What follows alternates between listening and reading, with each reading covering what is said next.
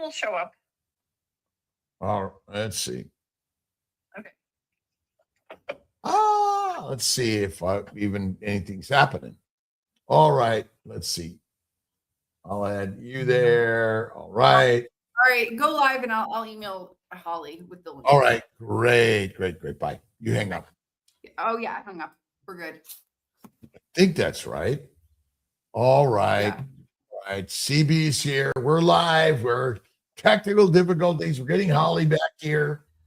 Getting Holly back. We don't have our other screen stuff, but we'll fix it later. It's all good. Let's get Holly on. We want to talk to Holly. All right. She's here. All right. We're what's up? Good morning, Bacon Runner. Jay, how's it going? Great day in God's paradise. Kiltz is here. Little late, but late's better late than never. We're working to get Holly back on, talk about her journey, and I hope everyone's doing well. It is Monday, the 19th of January already. Oh my God. It is. February's coming up. Woo! Rocking solid, amazing.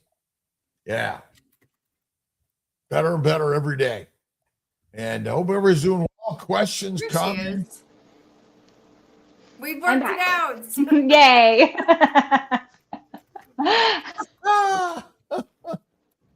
We're here.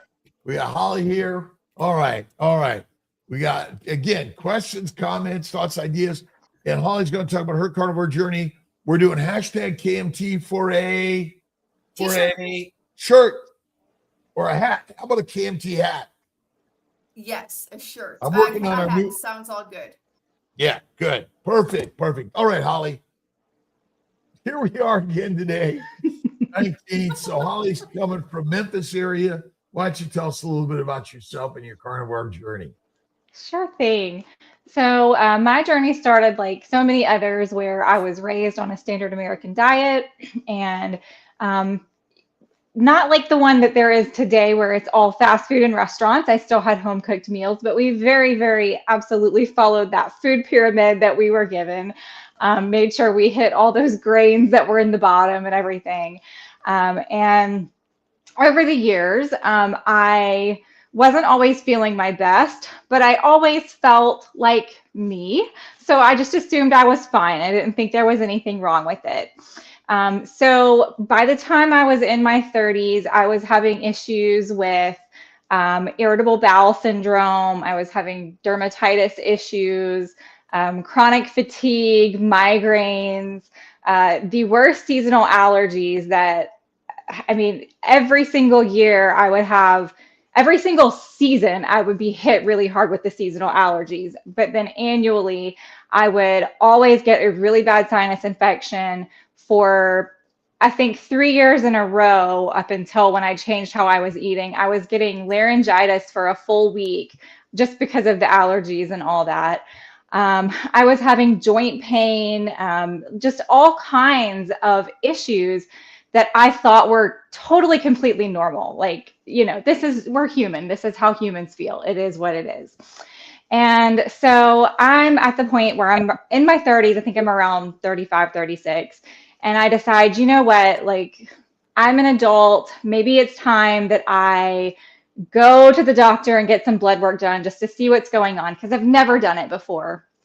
And so I got my appointment and I went, and of course, they don't talk to you about anything, you know, when you're there, and don't you know, really care, you know, what's going on in your life, how you're, you know, feeling, how you're eating, or all the things. So I just, again, thought I was completely fine and got my blood work done. And the nurse called me a couple of days later, and she told me that I had really high triglycerides. And she said, you know, she didn't really brush it off. She said, you know, you can do some things to get it down. And I'm just kind of thinking, I don't even know what that means, that I have high triglycerides. And then she told me, you know, to get this lowered, you need to lay off the carbs. And I remember thinking, okay, sure, I can do that. And the minute I got off the phone with her, I thought, what the heck are carbs?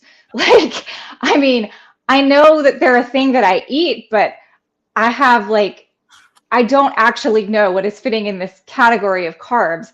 So I remember looking it up and being like, oh, wow, just about everything I eat all throughout the day, every single day is nothing but carbs, and it's converting to sugar, and it's not doing good things in my body. And so from there, doing my research on what the heck carbs were, I stumbled across keto. And I decided, okay, I'm going to go keto so I can eliminate these carbs and see if it makes a difference, if that helps get the triglycerides down. Now, the triglycerides, you don't feel if they're high or low.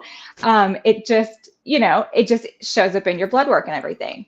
So was I expecting anything else in my life to change just by changing that? Absolutely not.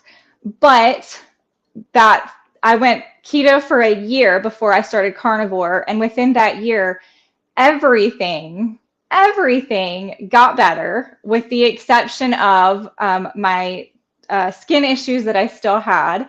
And my IBS was a lot better, but I still had flare-ups every now and again. So from there, I decided I would try carnivore, and I went into that thinking it's not going to stick. It's just going to be a short-term thing. And my gosh, I felt incredible. I mean, everything was better. Whoa. No more stomach pain at all, ever. I mean, it's just been absolutely amazing. So that's how I got to where I'm at. And I don't think there's any going back for me. How community and family members looking at you in all of this? You got me? Can you hear me, Alia? Yeah. Can you hear me? Yeah, I can hear you. Oh, I can't hear. You can't hear Dr. Kiltz? Oh, no, I can't hear him. How do your family and friends look at this carnivore diet? Well, they're used to me being a little bit different anyways. I always just kind of have gone against the grain just because, well, like I said, I had the IBS problems, and I've had those problems since I was probably around 13. It was pretty serious. So I have always kind of looked around, what can I change, what I'm eating. And so they've been used to me over the past several years trying to eliminate things to help with my stomach pain. And they were used to me, cutting out gluten and things like that. So when I went keto, they were like, okay, this is just another thing that she's doing. And they were fine with it. And my husband, he got on it and did keto when I did as well. And my parents decided to jump on and try it out. So that was really interesting. So when I segued from that into carnivore, of course, it was just like, oh, it's Holly doing a weird thing again. It's not a big deal. So they don't really give me a hard time about it. They're used to me doing things. And it's not a strange situation to be in anyways. If you're somebody who already watches what you eat and you tend to take things with you, if you go to parties and you make things and you bring food, you bring something you can share. You can do that with carnivore just like anything else. I guess the hardest part is for people realizing, when they go to restaurants and stuff, I have a harder time eating certain things in restaurants, and I already had a hard time with it because I couldn't have the gluten when I had cut that out. And then once changing how I eat again, realizing how harmful those seed oils are, and that they can immediately make my gut just hurt so bad, like it will take me out immediately. So I'll call around and make sure restaurants aren't using certain things, or can you fix something a certain way for me? But a lot of times, if I go out, I might not even eat. I might just have a cup of coffee or something like that, and just, and I'm completely fine that way. I'm not always hungry the way other people are. And my friends have been really accepting of it. And I've got like my mother-in-law, she's one that, there's people in your life that they show their love through food, right? And they're like, here, I want to make you this, and here I've baked you something and all this. Well, Yep. she is one of those people that she finds your favorite food and she wants to make sure that you have it and that you feel all the comfort there. Can I just tell you, I don't think I have been to a gathering at her house since I've been carnivore that she's not like, oh, no, we have to have a steak for Holly. Let's go get some steaks. So like, it's been amazing all around. Everyone's been so great about it.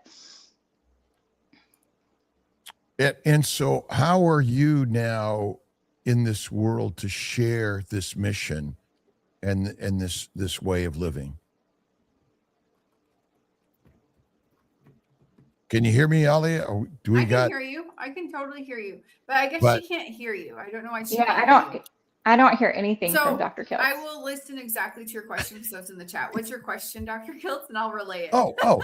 Well, what's your mission now in mission and sharing? What's your mission in sharing, like the carnivore? So for my way of eating with carnivore is I do not tolerate dairy, and there are not a ton of dairy-free carnivores out there that are sharing what they do. And so I started sharing what I eat in a day pretty much every day on X and on Instagram a few years ago. And at the time I was having dairy, and since then it's kind of been removed, and we just adjust and adapt and keep going. But that was kind of my way of having kind of a food diary to keep myself accountable for what I'm eating and to keep myself on track. And I didn't think it would be anything that people would really follow or anything. And I was always terrified of social media. I didn't want to be anywhere near it. I didn't want to hear mean things people had to say and all that stuff. So I was like, okay, I'm going to put pictures of my food on here and people are going to be really mean about it. And it is what it is. But this is where I'm going to put my picture so I can hold myself accountable. So I did that, and people were not hating on me. And I found an amazing community of people online, and I have just thrived in that environment. I love having these people around and just interacting with them all the time. So over the years, people have been asking me, well, how do you make this? What's your recipe for that? And so finally last year, I decided I'm starting a YouTube channel, and I'm going to, have some videos to teach people how I, cook certain things or share recipes. And especially with it being dairy-free, there's really a lack of dairy-free carnivores out there sharing what they eat, and especially having things that aren't, having things that so many rely on. Like when you first come to carnivore, how many people are relying on that chaffle, that cheese waffle, to get them through like a hamburger or something? And it's like, okay, well, when you cut out the dairy, what do? You just kind of feel lost. It's like, oh gosh. But there are a lot of carnivores throughout their journey that realize they have to take the dairy out of their diet. And so at some point, somebody's probably going to, play with it. So it's been great to be able to share what I do. And, I have my own little type of waffle that I make that has no dairy in it. So you can have, bread again, or hamburger buns or whatever, and all kinds of things. I mean, I show how to make ice cream without dairy, and all of it is without the nut milks and all of, things like that. So yeah, it's carnivore and sticking with it, but keeping that dairy out of there. What's wrong with dairy? What's wrong with dairy, Holly? Well, for me, it flares up my skin conditions, and it it gives me a lot of inflammation. I can eat like a piece of cheese today, and when I wake up tomorrow, I can look in the mirror and physically see a difference in my face. I'll see my nose will appear bigger. Things are just a bit swollen and puffy, and it doesn't make me feel great. Well, I was talking to my brother Ray this morning, and one of the problems with milk is it's made for infants and not children or adults in a sense. And I agree with that. And it contributes because the sugars in milk, and they're not human sugars anyway, they're cow sugars, are very inflammatory. for many of us, and that's one of the biggest problems. And inflammation is a real problem from a plant protein, low animal fat diet, and consuming a non-human diet, essentially. I mean, cow's milk is not human in nature. Yeah, you're right. No, I agree with that.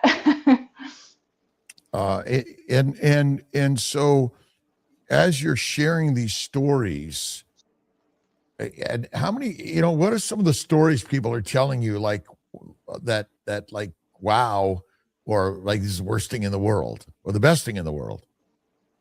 About like how I eat? No, yeah. How are people, the stories they're telling you about what they've found on this change in their lives? Oh yeah, people have found so much healing. It's been absolutely incredible. So if you're a person that has not really dove into the social media universe of the carnivore community, you need to get out there, because they are the most incredible people and they have got some stories to tell. But I mean, people have healed. I mean, the way I have healed my IBS, I mean, people have been healing worse chronic conditions like Crohn's, and I mean, all kinds of things. And people are using it to, when people hear diet, they hear carnivore diet and they're like, oh, okay, everyone's on a weight loss diet. And it's not all about weight loss.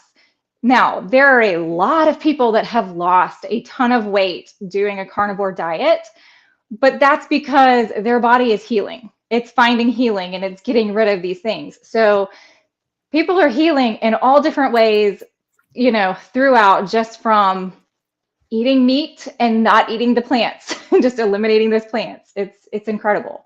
Is being skinny biologically or in our favor if there's a famine? Oh, no.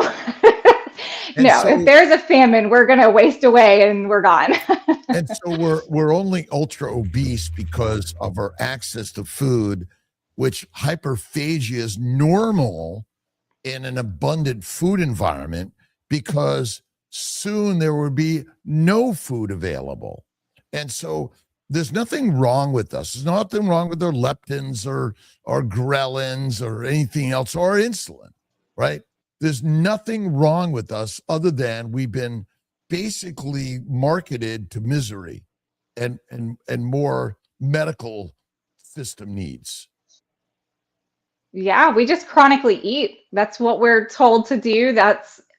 It's available everywhere, anytime. If you have anything going on in your life, you're sad, you're happy, any emotion, there's a food for it. And you can get food everywhere. And when I say food, most of that food that's out there, it's not by definition food. There is no nutrient value to most of it that's out there and readily available. And it's not going to keep you full either. So we get marketed food all the time. We celebrate with food. We go to the store, we pick up snacks, we munch all throughout the day. I used to eat, I probably nibble on something every single hour of the day. I just, you don't stop, but you're never told that it's not good for you. You're never told there's a better way, that your body's not going to respond well to constantly feeding it. And in fact, you're told to do that. You're told, have small snacks all throughout the day so your metabolism will be high. It's like, no, that's not what's raising that metabolism. Not at all. Right. So even carnivore snacking, is that normal?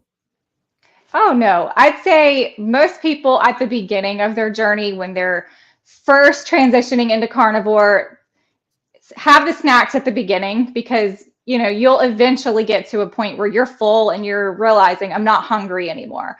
But you have to really pay attention to how you're feeling. And,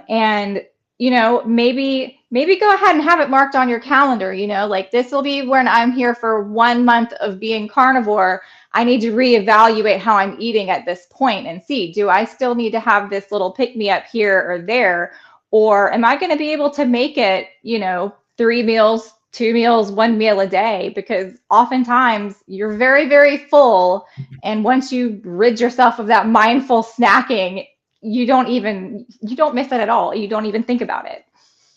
And essentially we're sort of transitioning people in the snack world that, okay, you're a snacker. Let's give you some carnivore snacking ideas, but let's transition you away from snacking to intermittently feasting, 1 meal a day or less, stop all the snacking, begin to eliminate all the drinks and all the other excess stuff that your body doesn't need, but it's so used to that it fulfills our moments of joy and our dopamine drives. Right, exactly. And say you do like those snackier type foods, excuse me.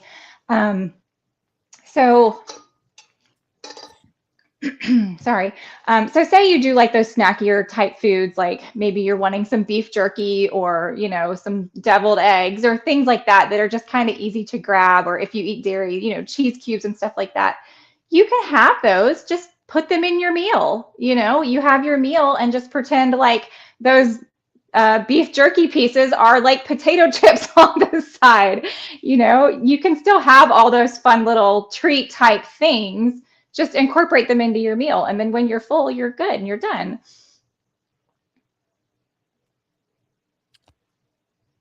Diseases. So what is your theory on what's causing all of our real diseases in this world?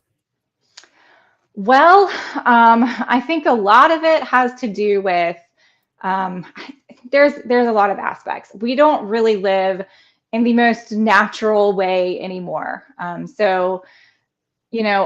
Of course, I want to say that our diet is a lot of it, and it is a big part because most of us are not eating how we should, and our body is not responding how it should because, even just having toxins from plants and things like that, it's not doing us a favor. It's really not. But most of us are also not getting sunlight regularly. Most of us are not moving regularly. I mean, sitting at a 9-to-5 desk, that's not a normal thing for a human. Like, we're supposed to be moving. Just the air we breathe. I mean, there's pollution everywhere. Just going outside and walking in the neighborhood, I know I'm not breathing fresh air. I've got cars driving by. I've got lawnmowers blowing stuff in my face. Like, it's not great. The clothes we wear, I mean, the synthetic fibers, products that women like to use, different types of lotions and makeups and things like that. Like, none of these things are natural.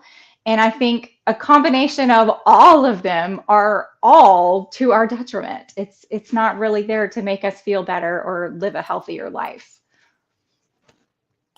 And the ability to get this out and share with others, would you inspire others that are just coming into the carnivore world and finding the benefits to also get out there and share their story? Oh, absolutely. I think that's one thing I've learned is there is a place for everybody's story here. Mine is a pretty mundane, normal story. I'm just like most of the people that didn't have chronic illness, that didn't come to this for, some crazy thing. But for me, what feels very like it's a very boring story to get here.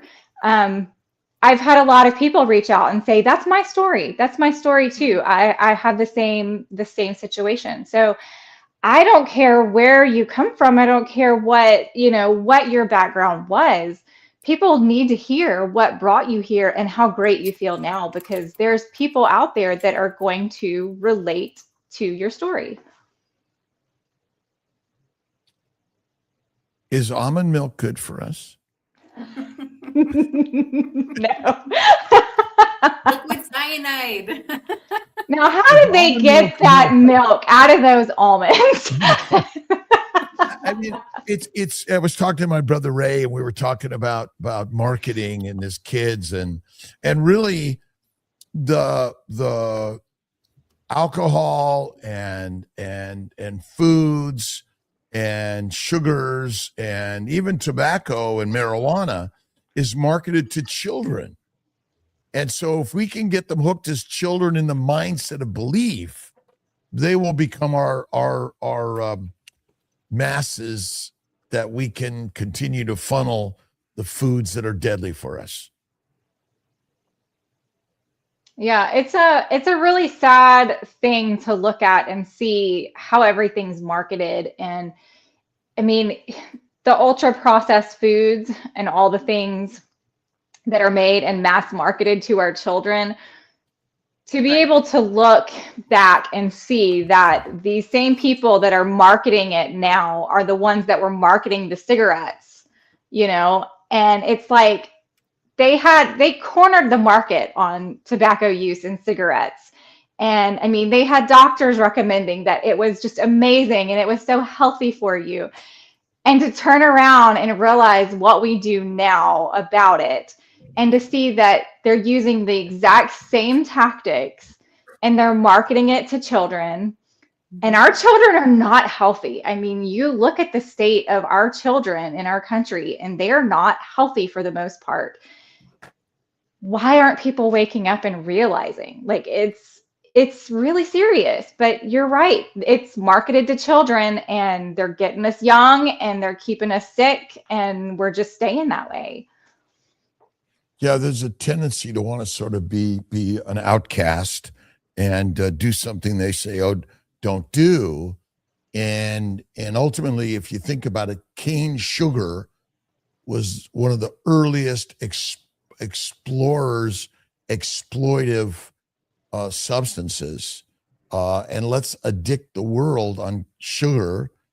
And then ultimately, we need slaves and soldiers and peasants and then prisoners in order to manage the production and distribution and the sale of sugars, which then led to alcohols and tobaccos and other drugs of the world, which still today sort of formulate a miserable world and lots of control and creative nastiness. Yeah, you're not wrong there. It's all the same vicious cycle. I mean, it's all negative, and it's all kind of coming full circle with, you know, I'm sorry, my husband walked in and it got me distracted. He's getting ready for work. But yeah, it's all these processes, and they're all leading to these negative things, and it's not good for us. And it goes back to putting things in our bodies that are not natural for us. It wasn't meant to be that way. And all of these things are addictive, and we get addicted to them, and you know, it's kind of game over. You get stuck in this little virtual reality almost, where you're just living out day to day, and you're just getting through the motions because all you want is your fix. You know, I was massively addicted to sugar. And I mean, a lot of people that, especially ones that aren't in this space, they think that's silly. You can't be addicted to sugar, and that's really stupid. And how could you compare sugar as an addiction compared to other things? And I couldn't go into like the Dollar Tree or a Walgreens without coming out with candy in my hand that I would be eating. I mean, I ate sugar all the time, around the clock, and didn't think there was anything wrong with it. So you go through the day looking for your next fix, and you just keep going. Yeah, and it's we're the reason we are addicted to sugar, because in the ancient environment, when sugar was available, you better eat it. Mm-hmm. And because it is a dopamine driver for a reason. There's nothing wrong with your dopamine. There's nothing wrong with your quote addiction. Everything's right with you because you're built to consume sugars because they were rare. And when you found them, I mean, fruit and honey is sweet, and the bees didn't make honey for you. The plant made sweetness for them and us, in essence, right? And nature said, okay, they've got to eat something, and sugars are a molecule to master survival. Get you fat. Yeah, and there was a off switch. I mean, there was a mandatory off switch at that point, because the sugar would be there and you would eat it until it was gone. You wouldn't stop. And then it was gone. There's no more finding more. It's done. That's what your body needed, and that's what your body did. And there wasn't any more to replace it with after that until the next year. I found that carnivore lifestyle gives me strength to have any of this in small amounts and frequently, and be able to walk away rapidly or stay away from it completely.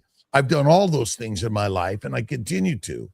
What are your thoughts on how carnivore lifestyle in general gives you more strength in your life in ways that are not just food related?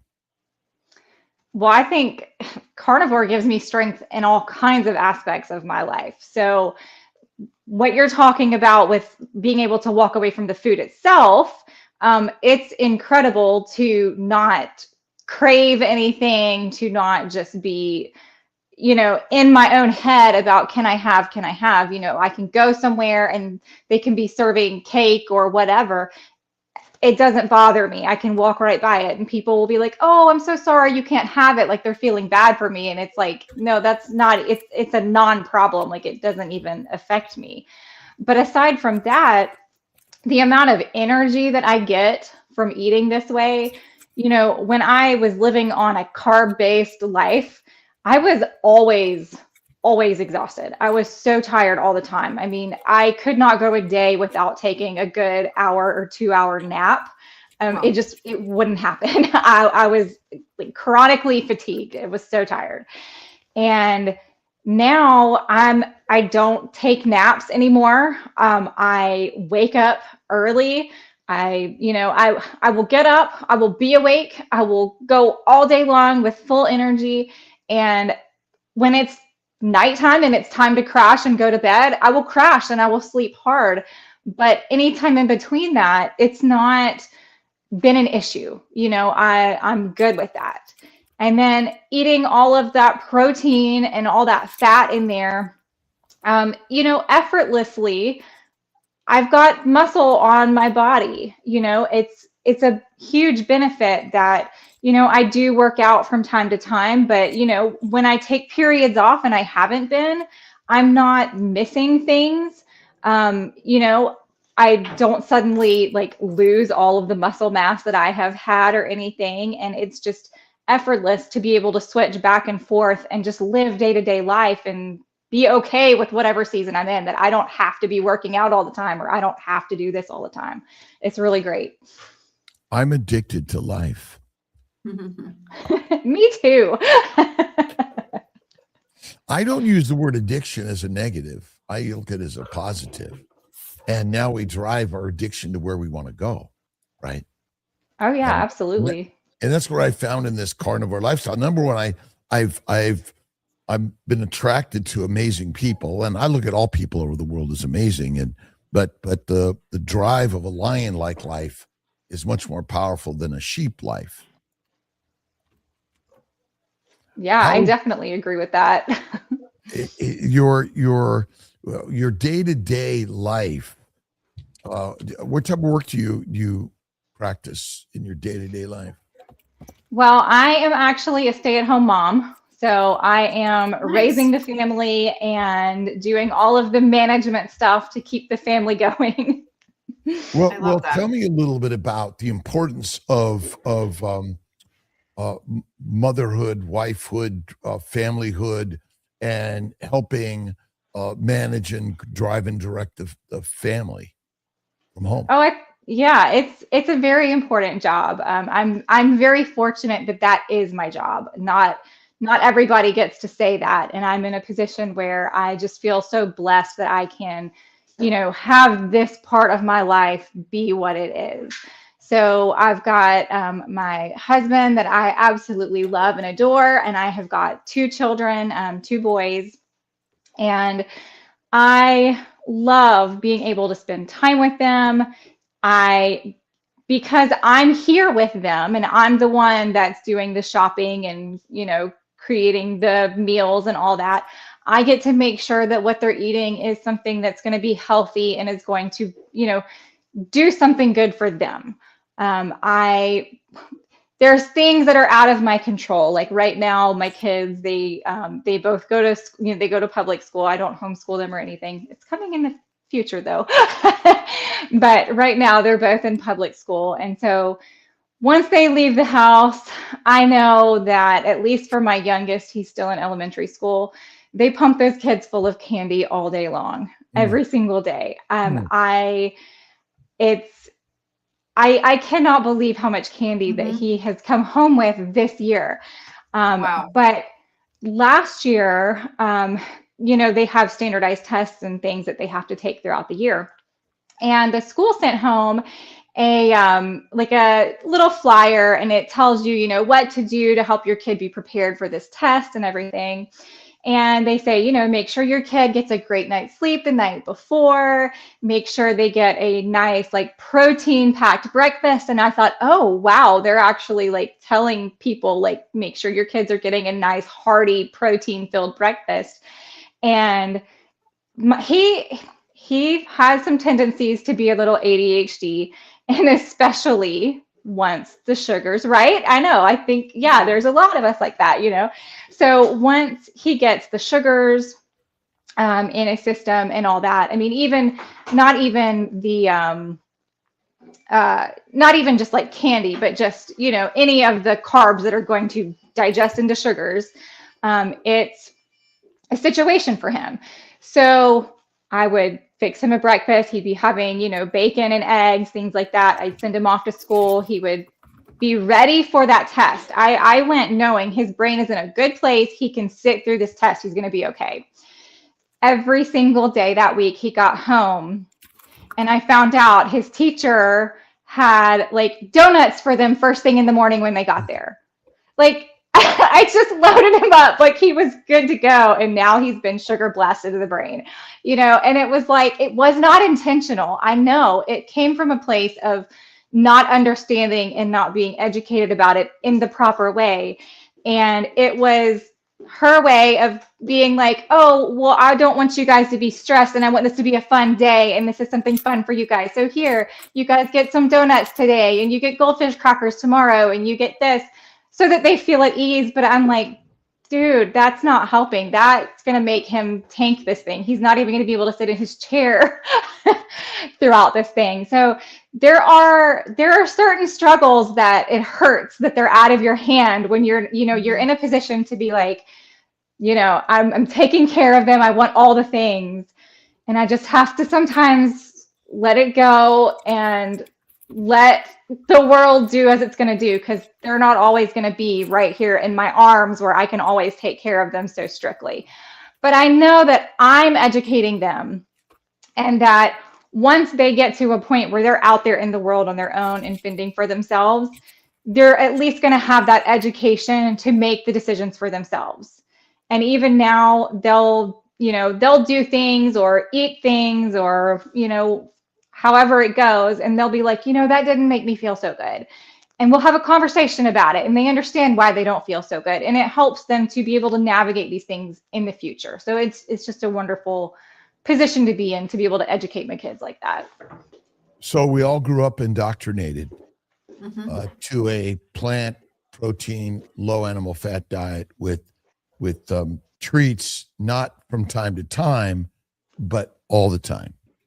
And we're now working to break out of the public indoctrination camp, out of the prisons that we've all been led to believe through the marketers that have basically told us that marijuana is okay, nicotine is now a super supplement, along with nitrous and other drugs, and even red wine is okay for pregnant lactating women, according to the American College of OBGYN. And the number of women and children diseased or dying is on the rise. And this message that you're sharing for young men and women, boys and girls, moms and dads is really, really, so important. But when your kids are at school, or when maybe you go to school, do they know a little bit about, that you're a carnivore? And anyone asks questions, and the teachers will, hey, I started this and I feel great.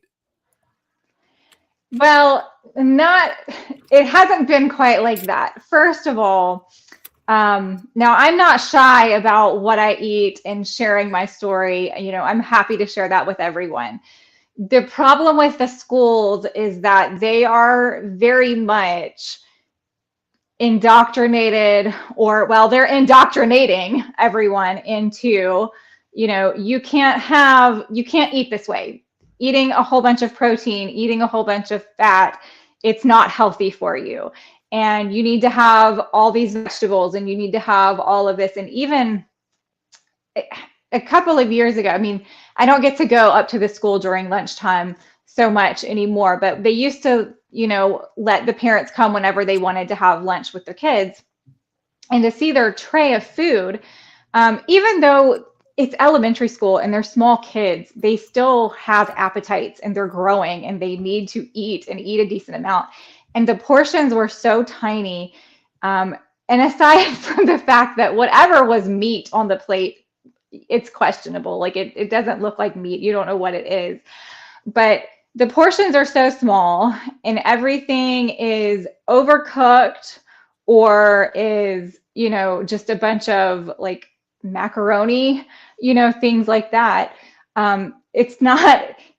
They don't have the best establishment for educating people, and they don't want you coming, and they don't want to question it. They don't want you questioning it. But they don't want to hear it when it comes to saying, I eat this way, it's very healthy, this is what it can do for you. They don't want to hear it. So literally the only time I've ever heard the narrative of feed your kids protein was when they give you a flyer to set them up for a standardized test. And I don't understand it. It's like they have this information where they know that protein's good for kids, and they know it's good to help with their memory and alertness and all of these things. But are they going to do that day to day and help these children? No, they're not. So as much as I would like to get that out and be a big part of it, I don't really see how it's going to happen, at least not with public schools. I don't know. Yeah, we're basically, the marketing is so powerful in the stories. It's just stories. We're storytellers. Even carnivores is storytelling. And I think the most important is keep telling the story. And people will I keep on hearing this thing, and I'm on all these drugs and doctors' dissections, and they tell me that it's just my genetics, and like, well, okay, what do I do now? Right? Can we I'm going to hit a couple of these questions here, Alia. Let's get some of these questions. Do you focus on any particular macros in your diet, Holly? You think it's important? 80-20 look like for 30-pound woman? Well, I've gotten to a point where I'm pretty much, my fat intake is usually anywhere from like 65 to just under 80% fat. And I try to eat at least 120 grams of protein a day. It's been a little bit harder lately to get it quite to 120, but as long as I get at least like 100 grams, of protein a day, I'm a happy camper. Yeah, I just eat fatty meat and I just leave it at that. I don't measure. I have no idea. I salt. I add butter sometimes, and I no other animal like counts or like reflects on. But I call this idea that basically no animal eats protein. They eat either animals or plants, and so our even again in the keto carnivore world, we're still focused on some number that is somewhat make believe to me. So, all right. Raw dairy. The Do next you do any raw question. dairy, Holly? I don't do raw dairy. I've tried it, but it still causes just as much inflammation as the, other dairy that's out there. Yeah. Jenny Minich did a great video the other day about how it didn't cause her flare up. She was having raw dairy, cheese, and ice cream. Again, I think the raw is probably the least toxic, but again, it's not meant for adults. It's meant for infants, and it's species specific amount for in its source, right? Cow's milk for little baby cows and human milk for little baby humans. Right. I agree with that. And I used to, the dairy is not exactly what would flare up like IBS symptoms for me. And especially once I eliminated gluten out of my diet, I could tolerate the digestion process of dairy, but it has always caused me a lot of inflammation and really flared up skin conditions for me. So that's how, if it's making my skin scream out like, hey, there's something wrong, I'm thinking, yeah, that doesn't need to be in my diet. Yeah, so faith-focused food freedom. What was the effect of my early diet? From newborn, told my mom to feed me cow's milk with cereal. Same thing I ate. It was always non-fat milk or it was powdered milk, and did that. I was always hungry. I was always ADHD, OCD. I had bowel problems, migraine problems, depression problems, and crazy problems. Did you find the same things? Would you agree with this statement? Oh yeah, I think that's dairy, and then I think she said with like what cereals. I mean, everything was paired up right there. I mean, that's the cereal, the grains and all that. We don't need that at all. And some people can tolerate dairy just fine, but I absolutely find pairing the dairy with those carbs and stuff, that's definitely a no-go for me. Like, absolutely not. And I'm wondering, for those people that'll feel great, eliminating dairy for a month or some amount of time might suddenly find like, wow, I've never felt better. This is amazing. Mm-hmm. And what we don't know until we do something different.